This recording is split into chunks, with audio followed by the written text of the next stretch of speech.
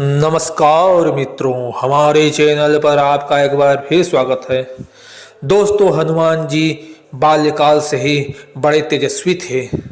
उनके चेहरे पर एक अजीब सा प्रकाश था। वह इतने अच्छे लगते थे कि मानो साक्षात भगवान के अवतार हों। सभी लोग उनको मारुति नाम से पुकारा करते थे। एक बार की बात है, हनुमान जी अपने मित्रों के साथ खेल रहे थे। खेलते खेलते मित्र बोलते हैं कि हनुमान, चलो देखते हैं सबसे ऊंचा कौन कूद सकता है। क्या तुम ऊपर जो वो लाल फल दिख रहा है, क्या उसको तुम ला सकते हो? तब हनुमान जी कहते हैं, हाँ क्यों नहीं, वह फल मैं जरूर ला सकता हूँ। क्यों नहीं ला पाऊंगा भला? तब हनुमान जी से वह मित्र कहता है, जाओ लाकर दिखाओ तो तब ना मैं मानूं, तो कहने भर से थोड़ी ना होगा। तब हनुमान जी कहते हैं, अरे तुम्हें मेरी बात का विश्वास नहीं है, मैं इस फल को जरूर ला सकता हूं, किंतु मेरी माता जी बिगड़ेंगी, मुझे बहुत डांटेंगी। तब कहता है मित्र उनका, हो गया, चलो तुम्हारी माता को मैं मना लूंगा, किंतु तुम वो फल लाओ तो सही। तब हनुमान जी कहते हैं, और लो मैं वो वाला फल जो वहाँ पर दिखाई दे रहा है, हाँ तब मैं जाऊंगा इसे लाऊंगा। तब हनुमान जी कूद कर पेड़ पर उस सूर्य भगवान की तरफ हाथ दिखाने लगते हैं।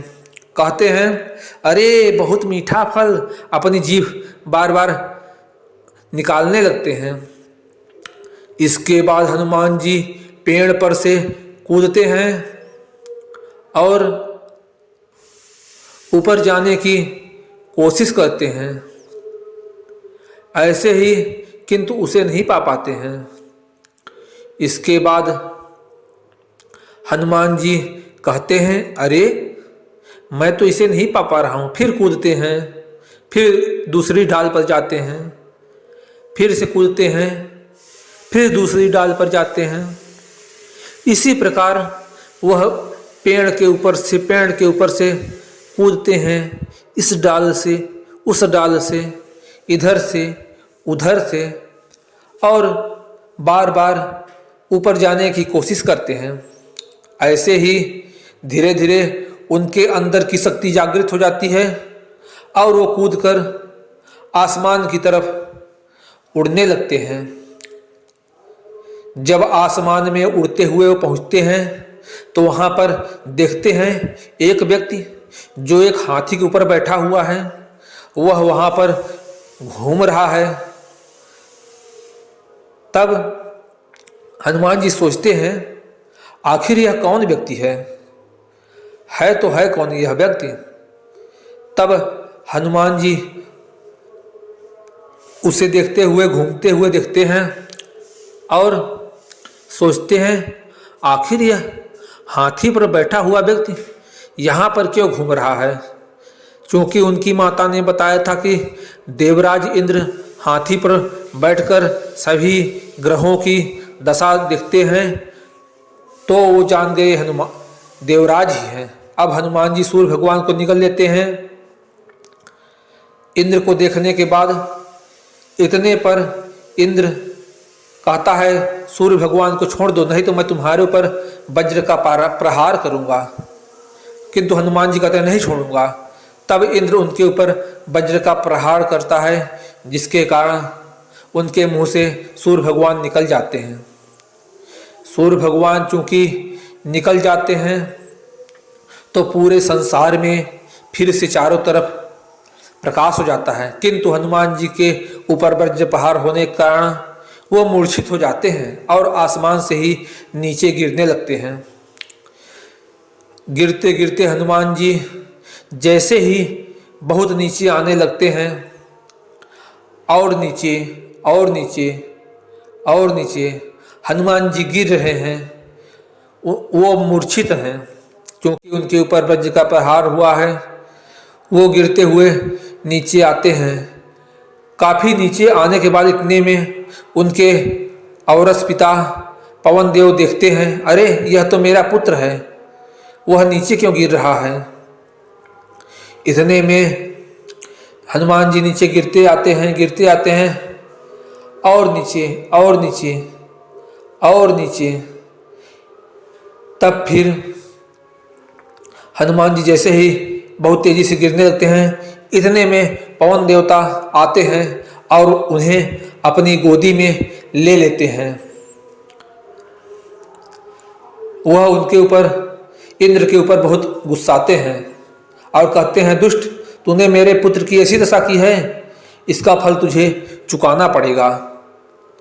इसके बाद वो हनुमान जी को लेकर उड़ते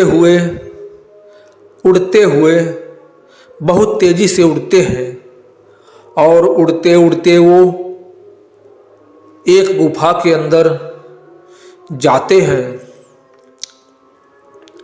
गुफा के अंदर जैसे ही वो पहुंचते हैं, वहां पर वह हनुमान जी को अपनी हाथों में लेकर देखते हैं, अरे इस दुष्ट इंद्र ने तो मेरे पुत्र की बहुत भारी दुर्दशा की है, मैं इसका फल इसे दूंगा।